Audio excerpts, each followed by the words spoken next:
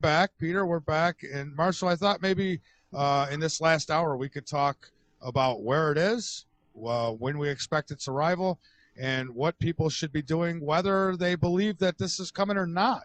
It's not a bad idea to prepare, but go ahead. Hold on just a second before we turn Marshall loose. Uh-oh. Whoa, big fella. Something I do want to say, and here I always give credit where credit is due, and I want to say kudos to Marshall on his work. Just about a year ago, it'll be a year ago in the beginning of July, that I did an interview with Alfred Weber on the 2013 to 2017 timeline. And in that timeline, I laid out the tetrad moons, which we have entered as of this year, and as I said earlier, and the different events that we could expect to happen under the tetrad moon cycle as it comes around. Now, the fact that they are tetrad moons is unusual enough. In other words, there are 4 full lunar eclipses in a row without any partial lunar eclipses at all. Interestingly enough, during the same time period, there are 4 solar eclipses, 2 full, 2 partial.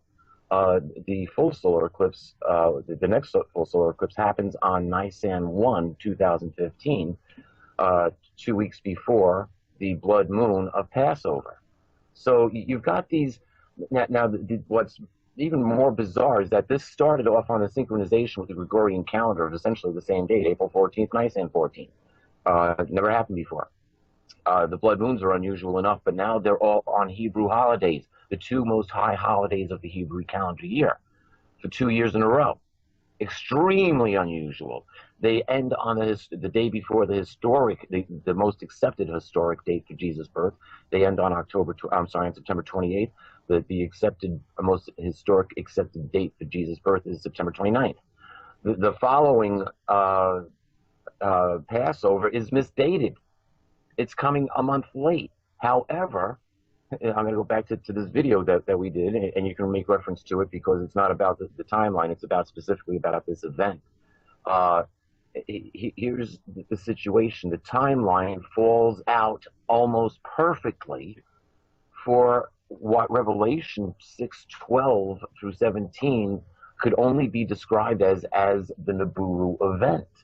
And that's what makes this so peculiar, in not a strange way, but in a timing of events.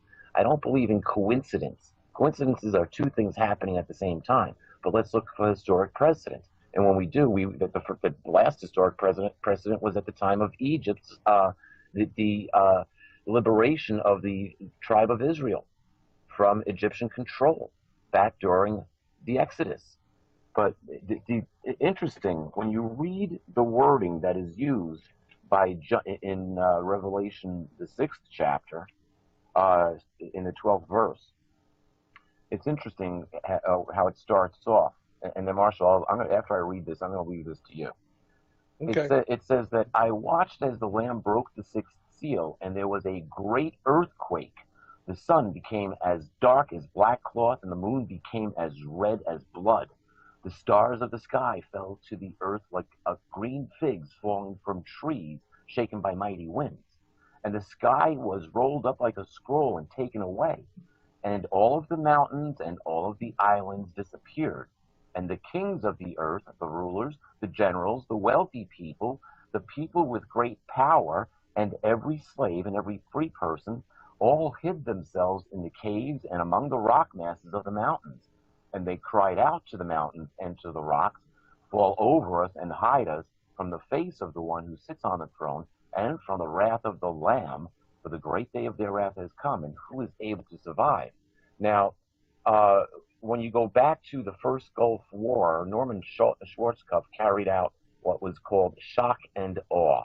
He took out his enemy's eyes, he took out his enemy's ears and speech, and then he took out his enemy, and that war was measured in hours, not weeks, months, or years. Of course, it led to a war that's never ending there since. But you see, once this Nibiru event or Planet X event happens, we can pretty much kiss all communications goodbye. And the event itself is timed according to the prophecies. And so I cannot ignore your message, Marshall. I cannot ignore it.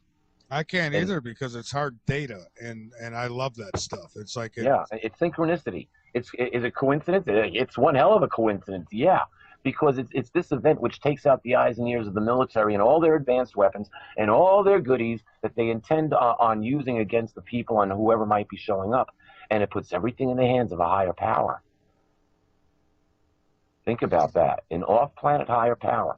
Call it what you want, but we are going to be impressed with what happens by the time it's all over. At least those of us who survive it. Well, that's my bag is, I want people to survive it. What I see, and I talk about this in this article, it's time to look up on my site. I posted it this morning on yowza.com, YOWUSA.com, and I really give people the big bada bing of what's really important, why they should be looking. And because in my video, I have a guy from North Carolina, Richard Bowler, who made 2 observations of Nibiru, and the chemtrail spraying was really hard, and so he got to see it in between chemtrail spraying from 2 different locations in the same city on 2 different dates. And the interesting thing was we correlated those to being in the same area of the sky as we were observing Nibiru from Turrialba, and we also show that in the video. But the point I'm trying to get across to people is that when I look at what the elites are doing, I see a completely different scenario than what I see with the common man. The common man is just all over the map, and they're in denial, and they don't want to. And interestingly enough, the Bible tells us exactly that's what's going to happen. People are going to be deceived because they want to be deceived. It's going to be the rare few that are not. So it's a pandemic of denial. But for the elites, they've got a long-term strategy. And what they're seeing is right now in the present day world, the elites who control this world, if it were a poker game, they're holding a royal flush. You're not going to beat their hand. So carping and complaining about it and all the injustices and so forth, why bother? They're going to win and they're going to do whatever they want to do. Marshall, if I might just interject here for a second.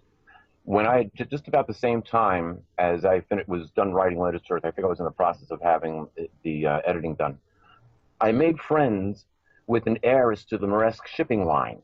Mm-hmm. And this was when they were having those really bad forest fires in Greece. She was on her yacht out in the Mediterranean, and we were communicating via who knows how. She was hooked up to the internet. And I was like, when she told me her name, I said, I've seen your family, I've seen your name before. She said, yeah, we move things.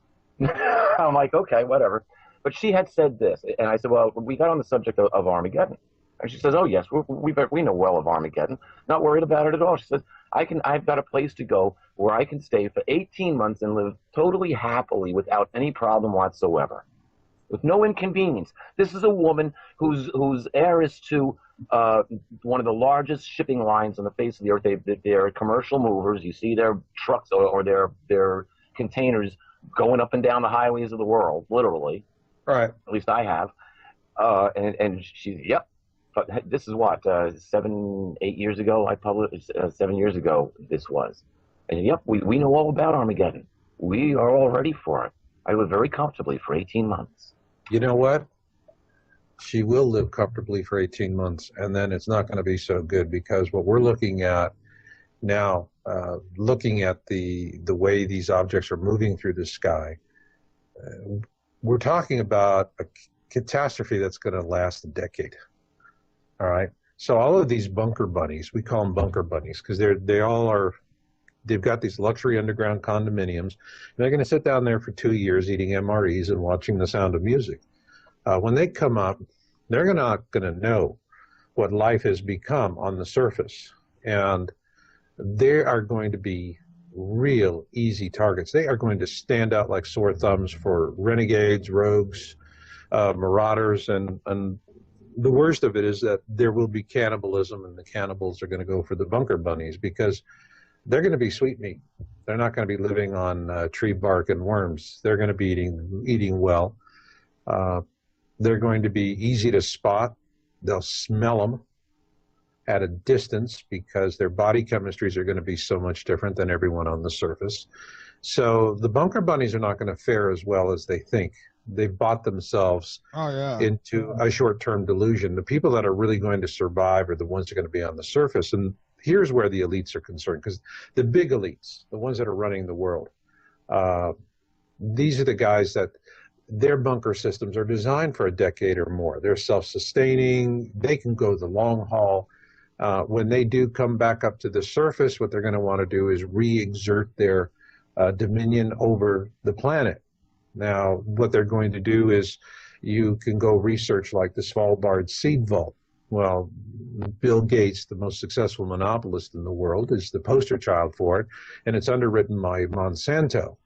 You know, these people are, you know, not known for compassion and love. They're globalists, and, you know, they want to devour the world. And so what they'll do is they'll come back up to the surface, and they know in a post-historic world, they're not holding a winning hand. That the people who actually endure it on the ground, they're the ones that are going to hold the winning hand. Not that they'll probably understand it, because they're going to mostly be young people who going into it are going to know everything that they remember about Beyonce and very little about how things in the world really work. And so when the elites come up to the surface, they'll beguile them with trinkets and baubles, seeds and medicine, technology, and so forth. And here, sign on the dotted line. And what people are really going to sign away is going to be their freedom. They're going to sign themselves into slavery. And if that happens, if that is successful, then if you want to know what the world is going to be like after the pole shift and after Nibiru, if the elites are allowed to, if we don't call their bluff, just simply call their bluff. If we don't do that and we're stupid enough to sell our birthright for a bowl of lentils, what will the world look like? Go rent Hunger Games. That's exactly what it's going to be. It's going to be a horrific, you know, class warfare kind of thing with a whole lot of very poor, hungry slaves and elites who are, you know, into their nonsense and maintaining their power. On the other hand, if the people who do survive this, all right, are knowledgeable enough to understand what's really happening, then they are going to know who the elites really are. They're not going to be beguiled. And so that is the real important reason why people need to become aware of Nibiru, what's happening, the kind of things that we're talking about, because if they are aware now, they'll carry this knowledge with them. And when they're on the backside, you know, and keep in mind, it's people in their 20s who are going to be the principal survivors of this, because they're going to have the physical strength and enough life experience to make it. But what they're going to remember of this world is Beyonce and their student loans. They're not going to know anything about what we're talking about in this conversation. But if they do, and there's enough of them that know, and they know that this is what the elites do and how they manipulate people, they're not going to sell their birthright for a bowl of lentils, and we wind up becoming a slave species for, you know, more generations than we care to imagine. And that for me is the real concern, because the elites right now, they are already prepared for what is coming. They have been for some time. They're working on the backside situation. They know that in this reality, they've got a royal flush. They've got the unbeatable hand. In a post-historic world, they're going to start out with nothing. They're not even going to have two of a kind. They're not going to have two twos in their hand. They're not going to have a hand, period. Their poker hand is going to be worthless, and the only thing they can do with it is to bluff. But these are very talented people, and they know how to manipulate and beguile very well. And so if they can get us to sell our birthright for a bowl of lentils, then we will become a slave species. And, you know, so for me, the real imperative here is just not that people survive, but for me, the imperative here is about being in it for the species, because if the meek do not inherit the earth, the psychopaths will. And that's really what's at stake here, fellas. Meek does not mean weak. If you go and you research the etymology of the word, and here's a classic case of disinformation. The modern dictionaries all give these very diminutive, you know, dismissive, negative interpretations of meek. If you go to the etymology of the word, you'll find that it first came into existence during the 12th century. And at that time, if you were called meek, it was one heck of a compliment. It meant you were a stout-hearted person, you were a survivor, you were someone that would be a member of a survival community committed to service to others and seeking harmony with the world around you and within yourself. And so when you look at the 12th century original etymology of the term as it was coined, that is the profile of the meek who will inherit the earth, period. They will be they're good people. They're the people you want to have for neighbors. And they're the people that are going to work for you. They're not going to subscribe to the survival of the fittest, dog eat dog. That paradigm is going to go away.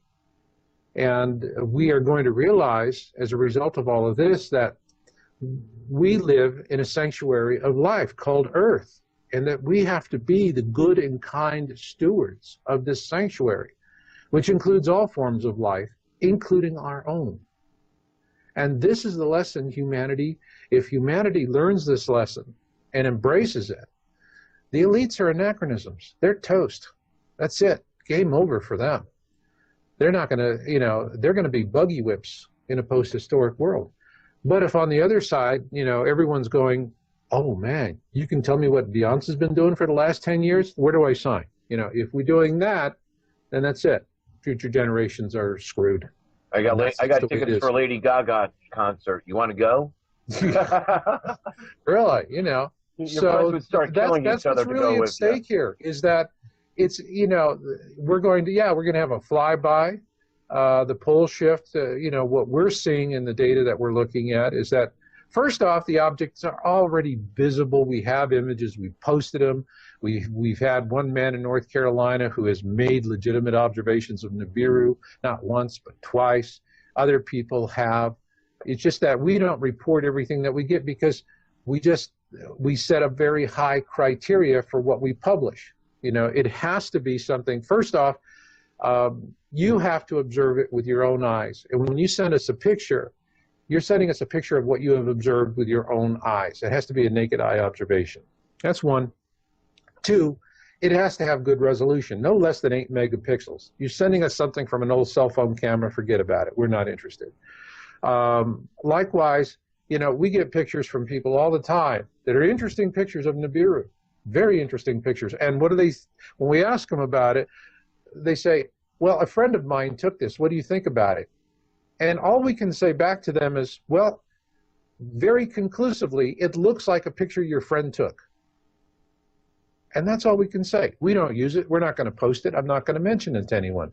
And then the third criteria is, are you going to come forward and put your face on it? And here's where we've had a lot of really terrific images, and I won't use them.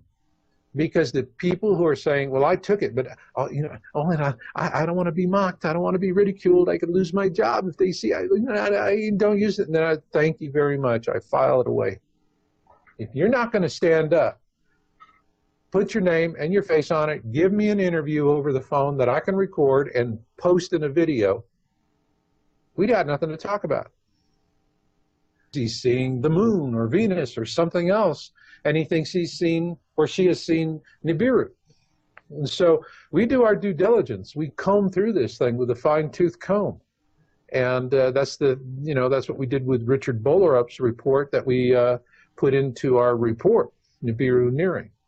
If we put it up, because if you put up anything else, all it does is it feeds the disinformation and the lack of integrity in the reporting we see elsewhere. You have to have the data, and that's something that I appreciate about, or that you've kept my interest, because you've provided better data over the years. And last year, like I said, in July, I did the video 2013, 2017. The end of July, you came out with the date for Nibiru, or the approximate date for Nibiru, at the time period that we could look forward to, somewhere right about the beginning of 2016, first, second quarter. Yeah, 2016, I think sometime in 2016 it's going to be visible from most every point, if not every point on the globe. The pole shift is going to happen after that. When? It is impossible to say, because these objects really defy what we have defined as celestial laws. You have, it's coming in, and it depends where this mini constellation is. The speed of this mini constellation is going to vary as depending where it is. in its orbit. And there are so many variables. And I point this out in the video. There's just so many variables. But you know, earlier we were talking about, Michael was talking about that thing he saw from NASA. Well, in my video, Pole Shift, what I show is there is a NASA astronomer by the name of Anderson who's currently on payroll or is close to retiring. And in not one, but two interviews with the media, with prestigious newspapers, he acknowledged the existence of Nemesis, a dark star, and or a brown dwarf in this case, and the existence of Nibiru. So we have, and once we did that, NASA went to war on me. And that's the reason why if you go to Amazon, you'll see all my books are perpetually, temporarily out of stock. And they're using that to muffle and silence our work so that people don't want to see it. Again, remember, think about this from the standpoint of the elites. You want to come up after the disaster with your baubles and bangles and your beads, and you want to get the natives to sign away their freedom and to willingly accept slavery. Well, you can't set aside enough baubles and beads to entice 7 billion people. But 500 million people is workable.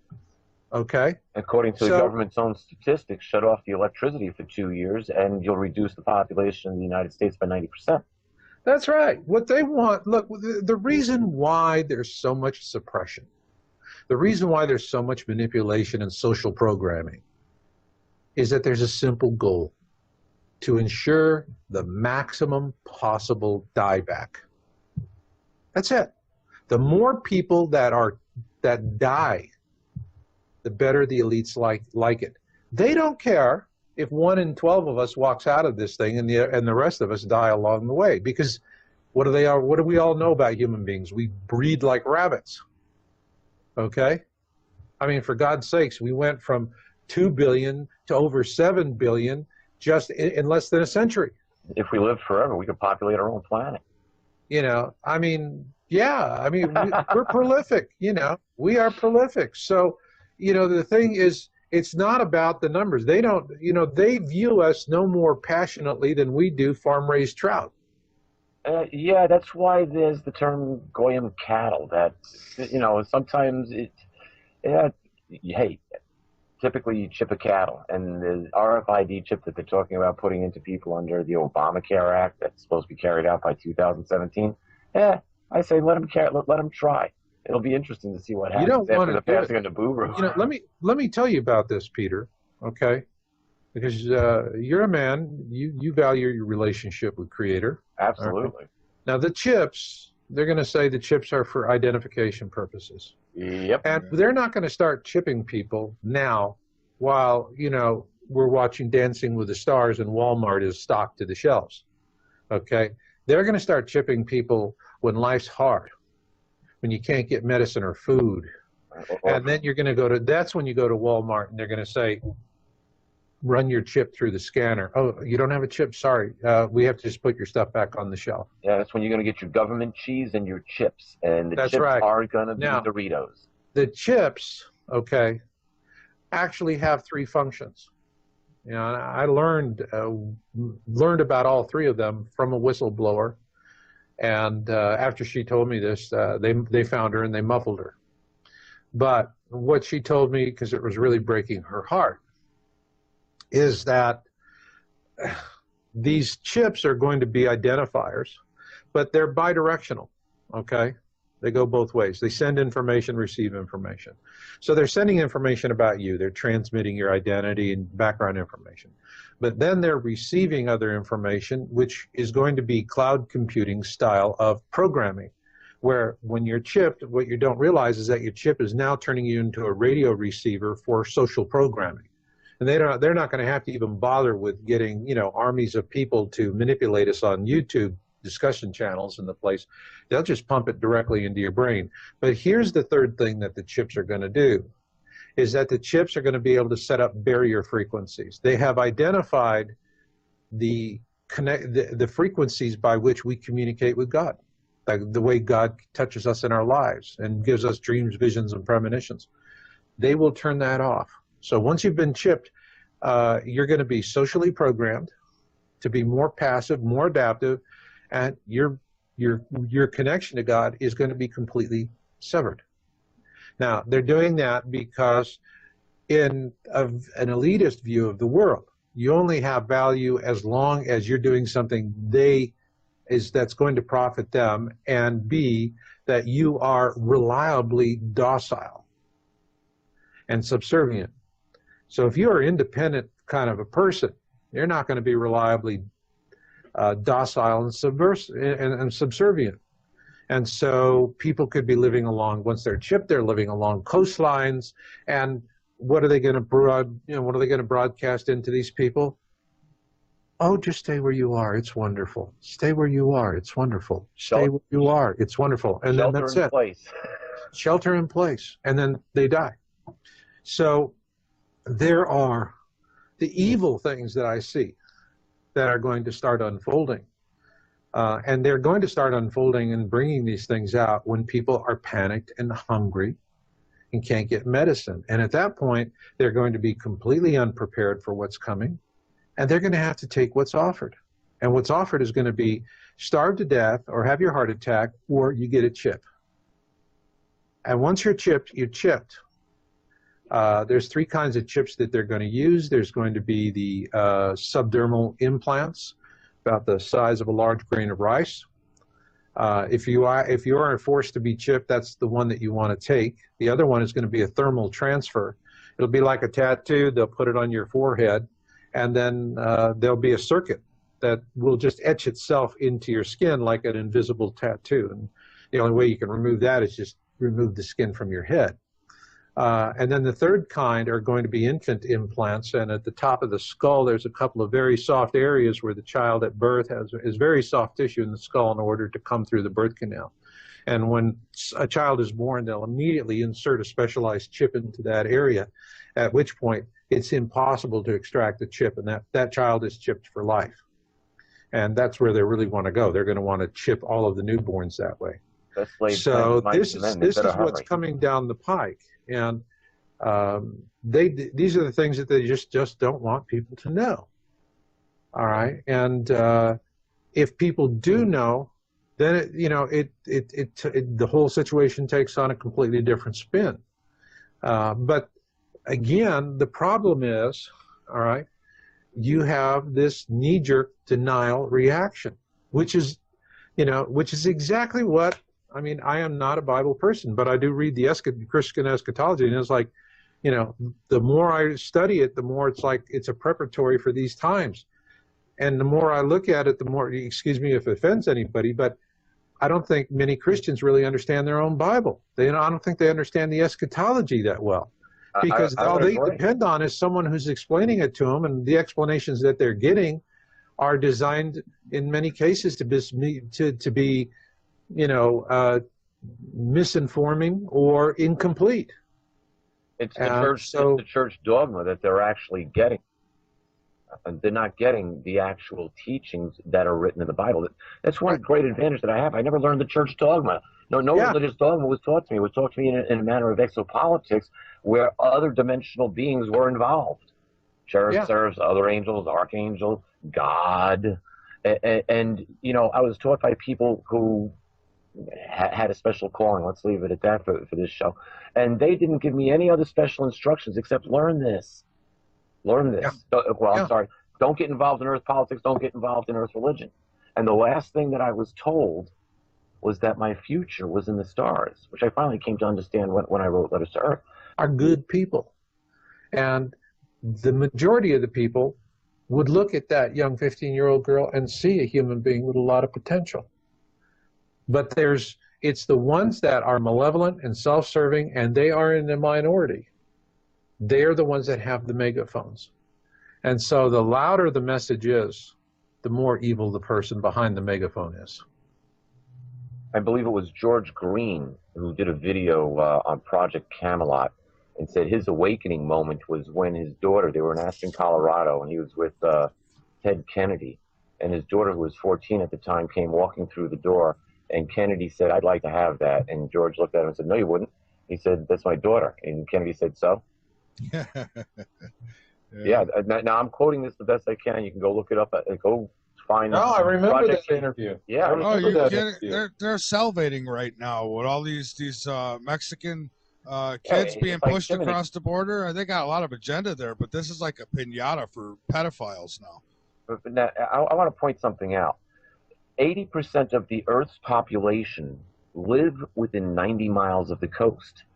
Think of the logistics problem it would be to move those people to a safe location inland. 80%. Now think about places like Bangladesh, which is, I can't imagine how many million people you have living at basically coast levels. But there's so many. If you look at the Southeast Asia and the Fiji Islands, Micronesia, you start sloshing the oceans around, these places are going to vanish. Oh yeah, yeah, The average height of Fiji is 7 feet above sea level. yeah. They're toast. Yeah, And they want these. You know, the thing is, they just simply, the elites simply want to reduce the global population to more manageable numbers. And so they'll use any combination of things: wars, disease, plague, it doesn't matter. Once the party starts, they're going to want people to die, and they're going to want them to die in vast numbers. And the ones that are going to be the fastest to go are the ones living along the coastlines. Now, that's the reason why, I moved to Reno. All right. I relocated because I knew it was just time to bust a move. You think we're going to have some record-breaking hurricanes this season? There's so much weather manipulation, it's hard to say. I mean, we very well could. I mean, what I see happening here on the West Coast is California has already been written off. You have Nancy Pelosi, who has gone to Congress to ask Congress to set aside special funding for a disaster fund for California, because they are already looking at this drought and forest fires and rising sea levels. And the reason why is the jet stream has been moved with all the chemtrail spraying. I find it just boggles my mind there are people that still deny chemtrail spraying.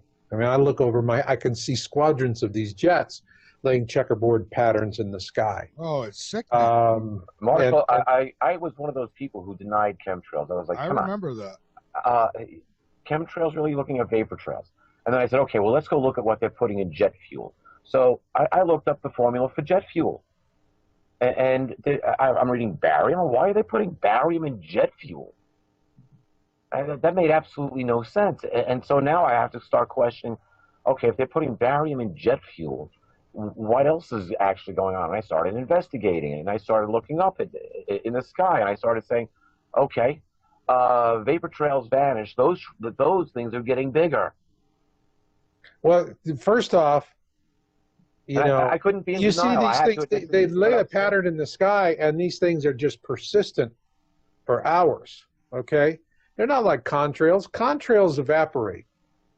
These things are persistent. They stay in the sky for hours. And what they're doing is that they're shifting the jet stream, all right?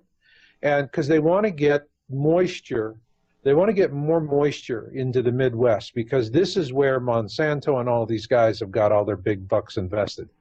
In these, in soy, wheat, corn, they want the water for this area. Now, the result is the jet stream. Remember, there was a famous quote from Samuel Clemens: "The coldest winter I ever spent was a summer in San Francisco." Well, the reason for that was it used to be that the jet stream came down from the Arctic, and it used to go in exactly where the Golden Gate Bridge is. All right, that was jet stream came into that point and cut across, and that was the reason why the summers in San Francisco were always so cold, because you'd have the ice melt, and then you would have all of this cold air come rushing down in, and boom. Well, the jet stream has been hijacked so that instead of it coming down into San Francisco, it actually comes down and goes over the top of British Columbia and then down, so that the jet stream has literally been deformed so that it brings the moisture down into the Midwest. That's the reason why the Midwest is having these colder winters, a lot more rain, a lot more bizarre weather. They have more cold, more wet, that kind of stuff. Now, I've had people call me from British Columbia to tell me last winter, they normally in British Columbia in the winter will have 4 to 6 feet of snow. Last winter, they had no snow. None. Just occasional rains. And as a result of that, shallow wells in British Columbia were going dry, and the salmon runs were down 75%. All right? Completely devastating local economies up there. Do we hear about that on CNN or MSNBC or Fox? No. We know what Beyonce's scratching her tuchus to do today. All right? That's it. And so we don't, all of this is going on because they're moving it. Now, January 1st, I was walking through the surf in Santa Cruz when I decided to bust a move because I lived there for 18 years. January in Santa Cruz was always leather jacket, wool scarf, leather gloves, a wool cap, an umbrella, okay? You always were dealing with cold and with wet. There I am, tank top, shorts, and I'm walking knee deep through the surf on January the 1st, like I would in August. Wow. Okay?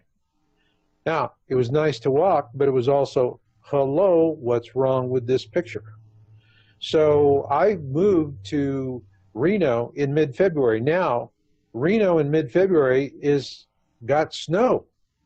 I came up, when I moved up here, it was shirt sleeve weather, beautiful weather. Matter of fact, know people up here in Truckee, Donner Pass area, and like British Columbia, they would have several feet of snow. You drive down the roads and you see the snow stakes that are set for 3 feet and 6 feet with the reflectors.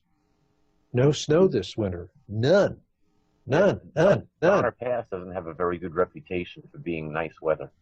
Yeah, remember Donner Pass party of 50, Donner Pass party of 49, Donner Pass party of 48. That was where all those people died, and cannibalism was happening up there. That's a real cold place. And when you get up there, I mean, even in, there's some snow on the ground, but not too much. And this is, the weather modification that's going on is extremely profound. In California, I was talking with a man who worked with the Forest Service down there. His job was when they come across trees that need to be cut down to make a fire break, and it's a real gnarly tree that just, the regular guys look at it and go, man, I'm afraid it's going to fall on me. I'm not going to do it. They bring him in. He's the troubleshooter. He's been doing it for 30 years. This guy's a maestro with a chainsaw. And he said, what we're seeing now that really is freaking us out is the redwoods have gotten so dry, they're burning. People get redwood for their decking and for their trims on their house because this stuff is not only bug resistant, it doesn't burn. All right? Redwood trees, you see redwood trees that have been in a fire, it's the bark, it's the outer rings of the tree. The inner rings of the tree are there. And matter of fact, the fire is what the redwoods depend on to initiate their procreation cycle. So there's all of these signs. But if everyone's busy going to Walmart and watching Dancing with the Stars and they're oblivious to what's happening in the world around them, they're indifferent. They don't care. I'll worry, it's like Scarlett O'Hara. I'll worry about that tomorrow. Yeah. And I was just saying in the chat room, I says, I'm willing to bet because of Fukushima and then what BP did. I mean, you put those two together, I think that there's probably a shortage of life within the ocean. And I'm betting that there's going to be a lot more shark attacks. Well, first off, I think that what we're going to see within a few years is the complete death and annihilation of the Pacific Ocean. Oh, I agree. In the meantime, though, I think the sharks are going to be hungry. it is. Fukushima is a disaster that is out of control. There's a guy who got a YouTube channel, and I follow him, and is called Nibiru Magic 2012. And this guy is just an old hippie kind of looking fella, and he reads news headlines on what's really happening there, and he's quoting reliable sources. And the point here is It's a disaster. The coriums melted through the reactors 1, 2, and 3. The coriums are in the ground. It's China syndrome. And there's an underground river, and they tried to dam up the underground river, and the dam failed. And so it is a catastrophe that is out of control. It is just going to keep pumping radiation into the Pacific. And this is, you know, they give us these, well, there's more radiation in a banana. Yeah. You get more radiation if you French kiss a cell phone charger and so forth. This is all, I mean, it's really sick. When you see scientists talking like propagandists, you know, it's like, hello, you know, the Nazis are back, alive and well. These guys are right out of the Joseph Goebbels playbook. Radiation is good for you. Yeah, radiation is good for you, yeah, and there's more radiation in a banana, you know. Isn't that what the bimbo said? There's, you know, they're already seeing deformities, early deaths, all kinds of problems in fisheries on the West Coast. This is already happening. And the thing about this radiation that's coming out of Fukushima, this is going to keep pumping for hundreds of years. And it is not something that, you know, they've given people this idiotic thought that, well, it's like waste, you know, it eventually evaporates and just, you know, it'll go away. It'll go away. Nature will clean it up. In about 40,000 years. In about 40,000 years. This stuff is additive. It keeps adding to, not only does it keep adding to itself, but in the process of accumulating, new forms of it evolve and it becomes even more toxic. And so what we're going to see is we're going to see the death of the Pacific Ocean. There's no question in my mind. Fukushima is going to, and it'll eventually have impacts for the other bodies of water. It'll be primarily, you know, contained in the northern hemisphere, because this is the way the currents carry things. But what's going to happen when all of a sudden cities along the west coast start putting up radiation warning signs? Don't swim. Yeah, well, that's if they ever do. Yeah, I was going to say, if they do. You know, one of the things, we're facing this, and here this comes into what we would biblically call the Armageddon event. However, a lot of people never make it past this point. It's like, oh, it's the end of the world. Why bother? No, wait a minute. It's not the end of the world. It's the end of the world system. And that's right. It's the end of the world as we know it. And frankly, that's not going to be a bad thing. I mean, humanity really needs to learn that God has given us a sanctuary of life called planet Earth, and we need to be good and noble stewards. Now, exactly. Now, if you look at the prophecies on how they're actually set up during these times, it's after the Nibiru event that the King of Kings and Lord of Lords returns with the armies of the multiverse. Okay, I got to imagine that since this is the Loyalist force, they outnumber the rebels 2-1, that they're also probably going to bring advanced technology with them to maybe neutralize the radiation and a lot of the pollution on this planet. It's all possible just by changing the vibration of the actual string within the atomic structure itself. So change the vibration of the string, according to string theory, it's there, and you'll change the vibration of that structure, making it inert. So the technology might be on its way. And this is where... From your lips to God's ears, Peter. Yeah, so, you know, it's not necessarily all doom and gloom. And when you look at you know, I read earlier about where it says in Revelation chapter 6, but you go to Revelation chapter 19 where it talks about the return of the King of Kings. Even in the 17th verse, it says that there's an angel that stands that's in mid-heaven, and he calls all the birds together for the evening feast of God. And the same ones, that the kings, the rulers, the rich people, and all their support staff, they become bird food. So works for me, baby. That works for me. And you know, the great thing is, we are building flocks of meat-eating seagulls with our garbage dumps. Yeah. It makes you wonder about Alfred Hitchcock and the movie The Birds. Oh, The Birds, yeah. Well, that takes me back. Yeah, so, you know, think about 80% of the world's population not being told what in the world is going on. It's finally last minute. Okay, folks, you got to get off the coast because Nibiru's here, and you're going to get washed off if you don't get off. And so you got these people in a mad rush, all trying to get off the coast, killing each other to get out of the way. And They're meanwhile, not going to let them do it. yeah, That's when, I've had this they'll actually. get as far as the Delaware River. This is a real, the funny thing is when I moved into Reno, and I tell people, if you relocate to an area, you want to go to some place where you feel like it's home. And when I came to Reno, I fell in love with it because it's 40% original Reno and 60% people who come from California. And the folks that are native to Reno are the very same kind of people I grew up in Phoenix in the 1960s with. And they're wonderful, easygoing, cordial people, tough as nails. I really like them. And the folks from California that are here are the folks that I always wanted to meet in California and couldn't find. I mean, Reno got the cream of the crop. And, so there's a diverse culture here. I love it. It's wonderful. And, the conversation I have, there's so many folks here that are into this topic. Guys, we're just we're just about out of time. So, Marshall, I hate to rush you like this, but we're down to just a minute and a half. So please go ahead and get out anything that you'd like. And I thank you so much for coming back. The time just flies. Really does. Yes, for those of you who are new to the topic, please check out my new video series, Planet X 101. You can see it at planetx101.com.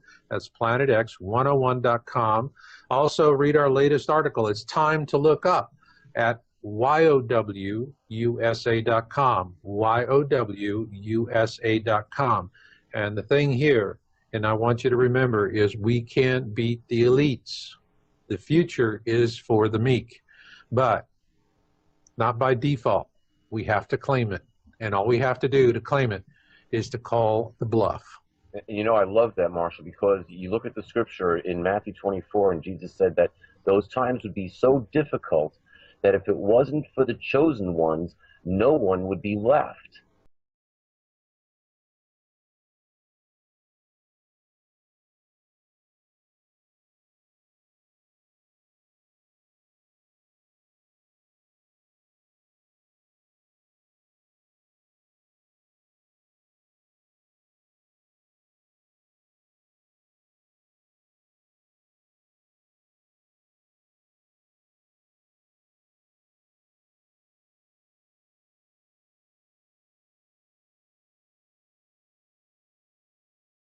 Back, Peter, we're back. And Marshall, I thought maybe in this last hour we could talk about where it is, when we expect its arrival, and what people should be doing, whether they believe that this is coming or not. It's not a bad idea to prepare, but go ahead. Hold on just a second before we turn Marshall loose. Uh-oh. Whoa, big fella. Something I do want to say, and here I always give credit where credit is due, and I want to say kudos to Marshall on his work. Just about a year ago, it'll be a year ago in the beginning of July, that I did an interview with Alfred Weber on the 2013 to 2017 timeline. And in that timeline, I laid out the tetrad moons, which we have entered as of this year, and as I said earlier, and the different events that we could expect to happen under the tetrad moon cycle as it comes around. Now, the fact that they are tetrad moons is unusual enough. In other words, there are 4 full lunar eclipses in a row without any partial lunar eclipses at all. Interestingly enough, during the same time period, there are 4 solar eclipses, 2 full, 2 partial. The full solar eclipse, the next full solar eclipse happens on Nisan 1, 2015, 2 weeks before the blood moon of Passover. So you've got these. Now, what's even more bizarre is that this started off on the synchronization with the Gregorian calendar of essentially the same date, April 14th, Nisan 14th. Never happened before. The blood moons are unusual enough, but now they're all on Hebrew holidays, the 2 most high holidays of the Hebrew calendar year, for 2 years in a row. Extremely unusual. They end on the day before the most accepted historic date for Jesus' birth. They end on on September 28th. The accepted, most historic accepted date for Jesus' birth is September 29th. The following Passover is misdated. It's coming a month late. However, I'm going to go back to this video that we did, and you can make reference to it because it's not about the timeline. It's specifically about this event. here's the situation. The timeline falls out almost perfectly for what Revelation 6:12 through 17 could only be described as the Nibiru event. And that's what makes this so peculiar, in not a strange way, but in a timing of events. I don't believe in coincidence. Coincidences are two things happening at the same time. But let's look for historic precedent. And when we do, the last historic precedent was at the time of Egypt's the liberation of the tribe of Israel from Egyptian control back during the Exodus. But interesting, when you read the wording that is used in Revelation, the 6th chapter, in the 12th verse, it's interesting how it starts off. And then, Marshall, after I read this, I'm going to leave this to you. Okay. It says that I watched as the Lamb broke the 6th seal, and there was a great earthquake. The sun became as dark as black cloth, and the moon became as red as blood. The stars of the sky fell to the earth like green figs falling from trees shaken by mighty winds. And the sky was rolled up like a scroll and taken away. And all of the mountains and all of the islands disappeared. And the kings of the earth, the rulers, the generals, the wealthy people, the people with great power, and every slave and every free person, all hid themselves in the caves and among the rock masses of the mountains. And they cried out to the mountains and to the rocks, fall over us and hide us from the face of the one who sits on the throne and from the wrath of the Lamb, for the great day of their wrath has come, and who is able to survive? Now, when you go back to the first Gulf War, Norman Schwarzkopf carried out what was called shock and awe. He took out his enemy's eyes, he took out his enemy's ears and speech, and then he took out his enemy, and that war was measured in hours, not weeks, months, or years. Of course, it led to a war that's never ending there since. But you see, once this Nibiru event or Planet X event happens, we can pretty much kiss all communications goodbye. And the event itself is timed according to the prophecies. And so I cannot ignore your message, Marshall. I cannot ignore it. I can't either, because it's hard data, and I love that stuff. It's like it's synchronicity. Is it coincidence? It's one hell of a coincidence, yeah, because it's this event which takes out the eyes and ears of the military and all their advanced weapons and all their goodies that they intend on using against the people and whoever might be showing up, and it puts everything in the hands of a higher power. Think about that. An off-planet higher power. Call it what you want, but we are going to be impressed with what happens by the time it's all over. At least those of us who survive it.